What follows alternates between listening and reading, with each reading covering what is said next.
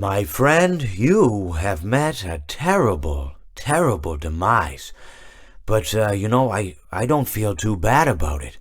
After all, if it weren't from me, it would have just been from someone else, you know? I guess what I'm trying to say is life goes on.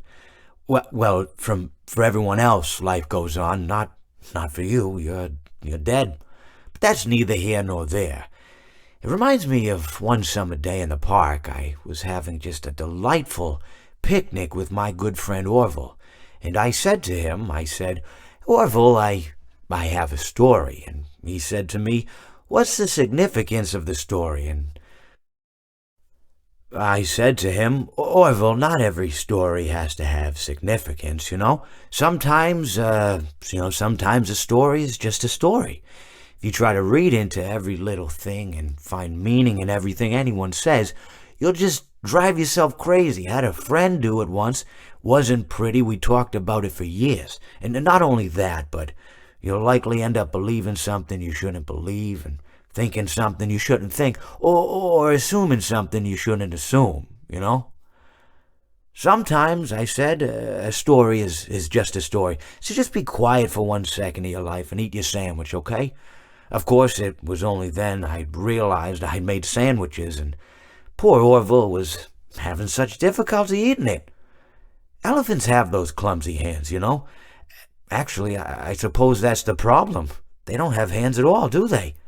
They're all feet. I couldn't imagine someone asking me to eat a sandwich with my feet.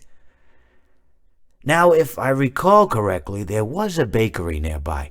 I said to him, Orville, let me go get you some rye bread. Now, I'm unsure if elephants enjoy rye bread, but I assure you that Orville does. Now, this was on a Tuesday, which was good because rye bread was always fresh on Tuesday. They made sourdough bread on Monday and threw it out Wednesday, or rather, they sold it at a discount for people wanting to feed the ducks, and then probably at the end of the day, finally, they threw it all out. I don't recall. I do remember a man who would bring his son to the bakery every Wednesday and then go feed the ducks. He would buy all of the sourdough bread. Of course, you're not supposed to feed the ducks sourdough bread at all. It swells up in their stomach and then they all die. At least that's what I've heard. I never saw any ducks die myself, but I did notice a substantial decrease in the duck population over the course of a few years. I just never thought to stop the man and tell him that he was killing the ducks by feeding them sourdough bread. And if you want my opinion on the matter, and I told Orville this as well, if you want to feed ducks, or birds, or any kind for that matter, it's best to buy seed. I mean, when you think about it, breads of any sort don't occur in nature. They don't grow on trees or spring up from the bushes.